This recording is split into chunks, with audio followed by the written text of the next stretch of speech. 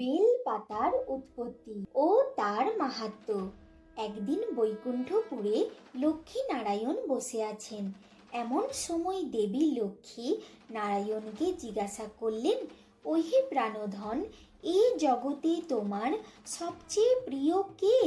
শ্রীহরি হাসতে হাসতে বললেন, দেবী, তুমি আমার প্রাণপ্রিয়া, তাতে কোনো সন্দেহ নাই। কিন্তু যেই জন ভক্তি ভরে সর্বদাই আমার কথা চিন্তা করে, সেই জনই আমার সর্বাপেক্ষা প্রিয়।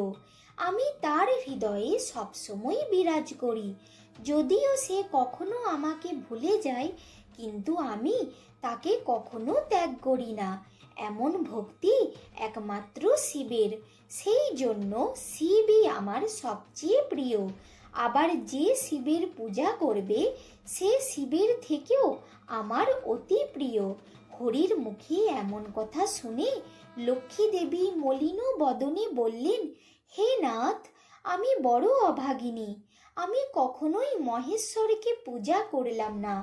শ্রীহরি তখন বললেন, তুমি এবার থেকে নিত্যই শিবের পূজা করো।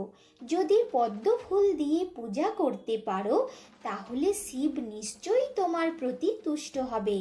প্রতিদিন 21 পদ্ম দিয়ে পূজা করো, তাতে শিব যেমন তুষ্ট হবে, আমিও তুষ্ট হব তোমার প্রতি।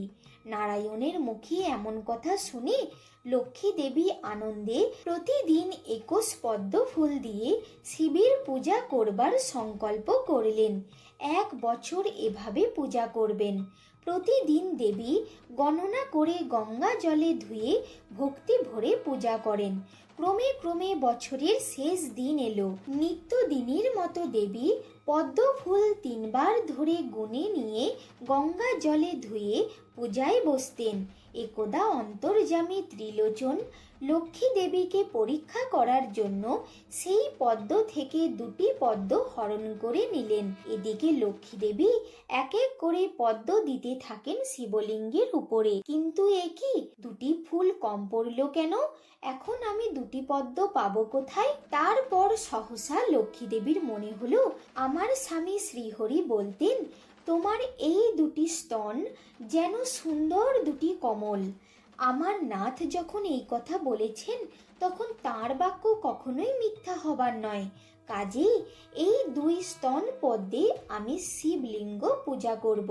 এই কথা বলে দেবী বাম হাতে স্তন ধরে ডান হাতে ছুরি নিয়ে হাসি মুখে তার একটি স্তন ছেদন করে শিবের লিঙ্গের উপরে দিলেন।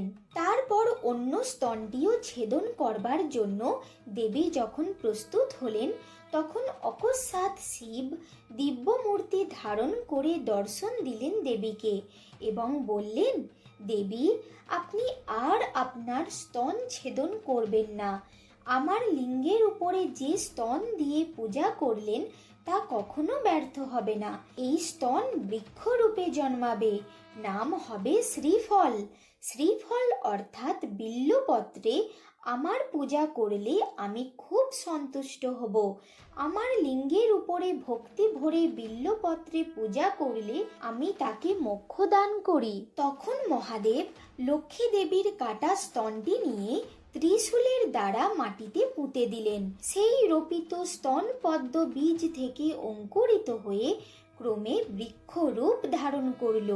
অপূর্ব তার পাতা, একটি বৃন্তে 3টি পাতা। নারায়ণ বললেন, এই বিল্লপত্রের উপর পত্রটিতে স্বয়ং শিব, বাম পত্রে ব্রহ্মা আর দক্ষিণ পত্রে আমার অধিষ্ঠান।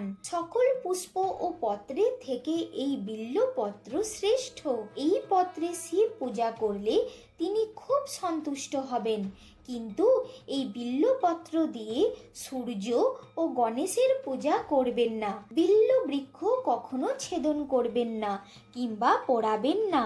চৈত্র থেকে 4 মাস বিল্ল মূলে জলদান করলে পিতৃকুল পরিতৃপ্ত হয়।